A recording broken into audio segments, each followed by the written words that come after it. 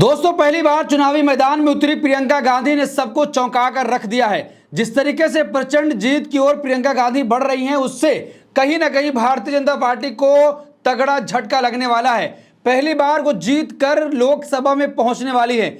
अभी तक पार्टी के प्रत्याशी और पार्टी के लिए प्रचार करती थी, लेकिन पहली बार वो अपने लिए चुनावी मैदान में थी। वायनाड से कांग्रेस पार्टी ने प्रत्याशी बनाया और प्रचंड जीत की ओर प्रियंका गांधी लगातार बढ़ती चली जा रही हैं। कांग्रेस पार्टी ने प्रियंका गांधी के लिए जीत का लक्ष्य 5 लाख से ज्यादा वोट का रखा था और कहीं ना कहीं प्रियंका गांधी उसको छूती हुई नजर आ रही हैं। जिस तरीके से 2 राज्यों के चुनाव के नतीजे आ रहे हैं और कई विधानसभा के उपचुनाव के भी नतीजे आ रहे हैं, लेकिन प्रियंका गांधी की जीत एक तरफ सबको चौंका कर रख रही है कि जिस तरीके से लोकसभा का माहौल अब प्रियंका गांधी के आने के बाद पूरी तरीके से बदल जाएगा। जैसे वो चुनावी मंचों से भारतीय जनता पार्टी के तमाम नेताओं को चैलेंज करती हैं और इस चुनाव में महाराष्ट्र और झारखंड से प्रधानमंत्री नरेंद्र मोदी को प्रियंका गांधी ने चैलेंज दिया था। अब सदन के अंदर जाकर वहां से सीधे प्रधानमंत्री नरेंद्र मोदी से सवाल कर सकेंगी। वायनाड से प्रियंका गांधी का क्या हाल है, मैं आपको बता रहा हूं। तो ये खबर आपकी स्क्रीन पर है। प्रचंड जीत की ओर वायनाड में बढ़ रही है प्रियंका। कांग्रेस महासचिव प्रियंका गांधी ने वायनाड में बढ़त बना ली है। वायनाड उपचुनाव के लिए सुबह 8:30 बजे से वोटिंग की गिनती शुरू हो गई है। राहुल गांधी की सीट छोड़ने के बाद प्रियंका गांधी को कांग्रेस ने यहां से उम्मीदवार बनाया है। वहीं प्रियंका गांधी का मुकाबला सीपीआई के सत्यन मोकेरी और बीजेपी के नव्या हरिदास से है। शुरुआती रुझानों में प्रियंका गांधी को वायनाड से बढ़त मिली है। तो दोस्तों, जिस तरीके से कांग्रेस पार्टी ने 5 लाख की जीत का अंतर प्रियंका गांधी के लिए वायनाड में रखा था कि इतने लाख वोटों से जीत होनी चाहिए, तो कहीं ना कहीं प्रियंका गांधी उसको छूते हुए नजर आ रही हैं। जब हम ये वीडियो रिकॉर्ड कर रहे हैं उस वक्त तक प्रियंका गांधी को 6,17,942 वोट मिल चुका है, यानी कि 4,08,036 वोटों से वो लीड कर रही हैं।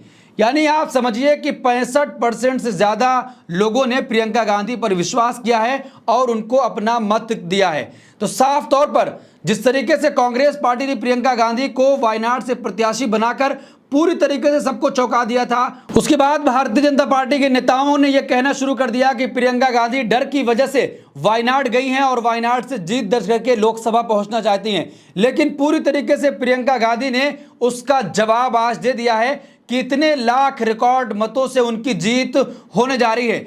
अगर उनकी जीत होती है तो सबसे बड़ी जीत अभी तक की उनकी मानी जाएगी।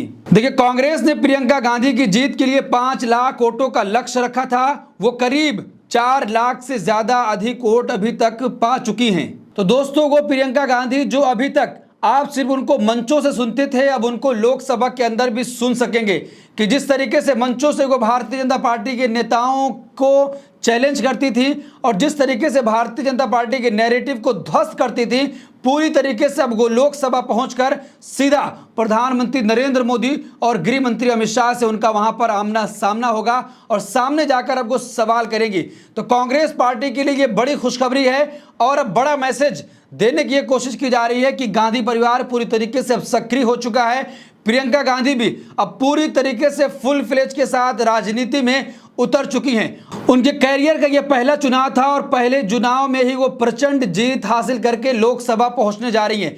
अभी तक वो अपनी मां सोनिया गांधी और भाई राहुल गांधी के लिए चुनाव प्रचार करती हुई दिखाई देती थी और पार्टी के दूसरे प्रत्याशियों के लिए भी वो रैलियां और रोड शो करती थी। लेकिन पहली बार अपने लिए वायनाड से वो पर्चा भरने गई। उसमें राहुल गांधी, कांग्रेस अध्यक्ष मल्लिकार्जुन खड़गे और तमाम वरिष्ठ नेता मौजूद थे।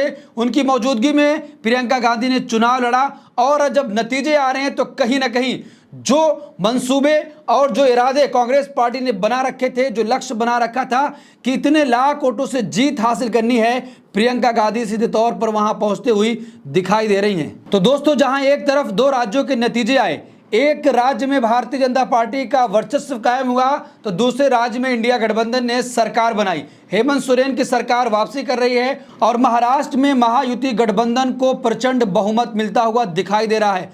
तो वहीं पर प्रियंका गांधी की जीत कहीं ना कहीं कांग्रेस के लिए बड़ी खुशखबरी लाने वाली है कि जिस तरीके से प्रियंका गांधी अभी तक दूसरों के लिए प्रचार करती थी, अब खुद के लिए वो चुनावी मैदान में उतरी तो प्रचंड जीत हासिल करके लोकसभा पहुंचने जा रही हैं। तो कहीं ना कहीं अब कांग्रेस पार्टी को मजबूती देने का काम करेंगी। और जिस तरीके से लगातार राहुल गांधी भारत जोड़ो यात्रा करके, जिसका जिक्र प्रियंका गांधी भी अपने चुनावी मंचों पर करती हैं से भी करती हैं कि जब देश में डर और भय का माहौल था, तब राहुल गांधी ने एक तरफ से दूसरी तरफ पैदल यात्रा करके लोगों में विश्वास दिलाया कि इस देश में नरेंद्र मोदी और भाजपा की एजेंसियों से डरा नहीं जा सकता है, सब बोलेंगे। उसके बाद 2024 के जो नतीजे आए, पूरी तरीके से लोगों में एक विश्वास पैदा हुआ कि जिस तरीके से डर का और भय का माहौल बनाया गया था, वो कहीं ना कहीं अब खत्म हुआ है। और अब प्रियंका गांधी वायनाड से चुनाव लड़ी और प्रचंड जीत हासिल करके अब वो लोकसभा पहुंचने वाली हैं। तो ऐसे में भारतीय जनता पार्टी से उनका जब आमना सामना होगा, जिसमें प्रधानमंत्री नरेंद्र मोदी, गृह मंत्री और तमाम मंत्री बैठे होंगे, तब सामना होगा और सरकार से डायरेक्ट अब सवाल पूछने का काम किया जाएगा। तो कांग्रेस पार्टी के लिए कहीं ना कहीं ये संजीवनी का काम करेगा कि जिस तरीके से महाराष्ट्र में खराब प्रदर्शन रहा, लेकिन वायनाड से प्रियंका गांधी जीत कर अब लोकसभा पहुंच रही हैं। इस पूरे मामले पर आप क्या सोचते हैं? आपकी क्या राय है कि जिस तरीके से कांग्रेस पार्टी ने लक्ष्य रखा था कि 5 लाख से ज्यादा वोट से जीत हासिल करनी है, तो प्रियंका गांधी कहीं ना कहीं उसको छूती हुई नजर आ रही हैं। और जब प्रियंका गांधी जीत कर लोकसभा पहुंचेंगी तो लोकसभा का माहौल क्या रहेगा और किस तरीके से, जैसे हर मुद्दे पर कांग्रेस पार्टी भारतीय जनता पार्टी से अब मुकाबला करती है, क्या प्रियंका गांधी के आने के बाद कांग्रेस पार्टी लोकसभा में और मजबूत हो जाएगी, जहां एक तरफ राहुल गांधी होंगे और दूसरी तरफ प्रियंका गांधी और फिर प्रधानमंत्री नरेंद्र मोदी से उनका सामना होगा? आपकी क्या राय? कमेंट बॉक्स में अपनी राय जरूर दें और ऐसी तमाम खबरों के लिए देखते रहिए देश नीति। धन्यवाद।